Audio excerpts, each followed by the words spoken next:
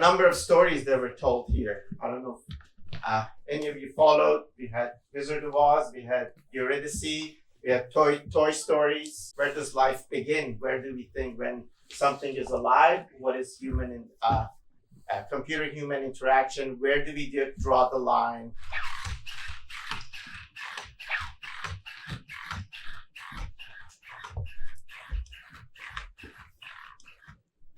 Hello, my name is Now. Can you copy my movement?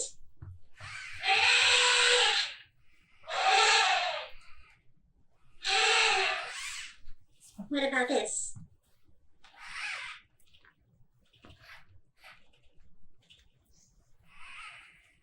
What do you think it was?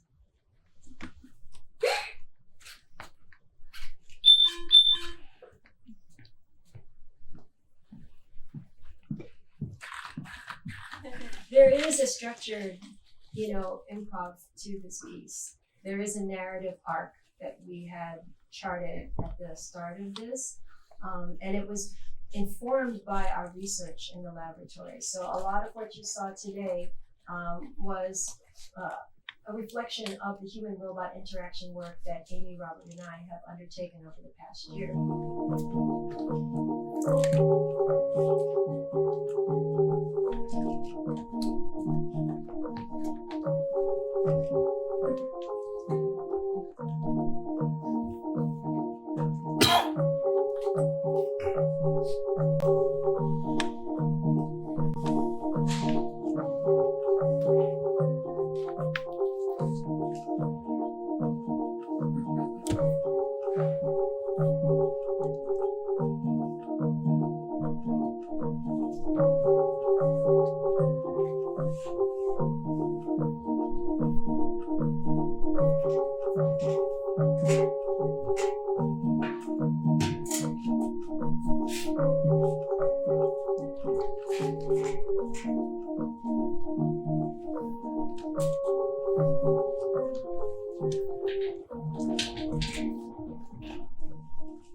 Let's play rock, paper, scissors. Rock, paper, scissors, shoot. Rock. Rock, paper, scissors, shoot. Rock.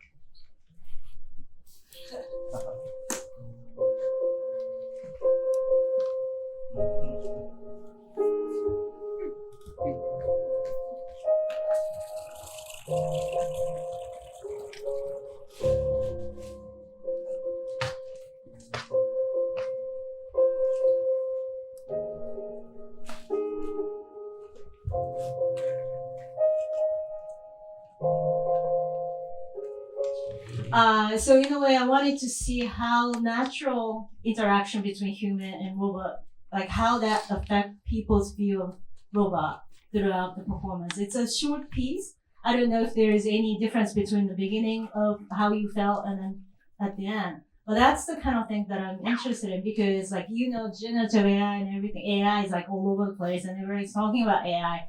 Now, AI doesn't really have a form. It's sitting inside of the machine at this point, and then or your handheld device or your laptop or computer, but then it's going to live in those things. And then the more advancement of the AI happens, the they're going to be controlling robots. Now, I'm Japanese, and I've seen so many examples of how humans live with robots in Asian society, especially Japanese society. And I'm curious to see if that same effect's gonna be happening in Western country as well. So that's my interest, and then that's how I started to get into this corporation piece.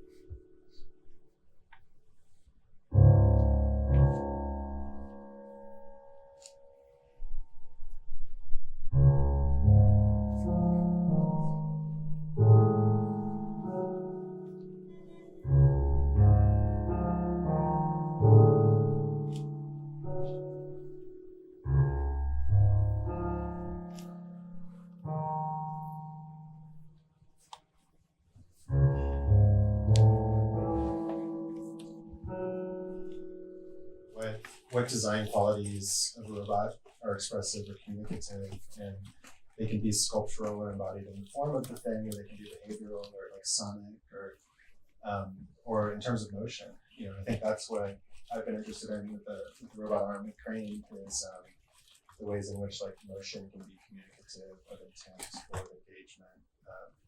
I think also, to point out, I mean, I think it's also, I'm still wondering like when and if robots are going to be a thing beyond like Roombas in the home, you know, maybe our intelligence is becoming distributed in all of our objects and sensors and the rest. But it is, you know, there's, you know, with like the RoboDog over there is a mass-produced knockoff of like the MIT Cheetah robot. You know, there's like a proliferation of sort of almost affordable robots. You know, so I do think it's like there's a lot of new space to explore there.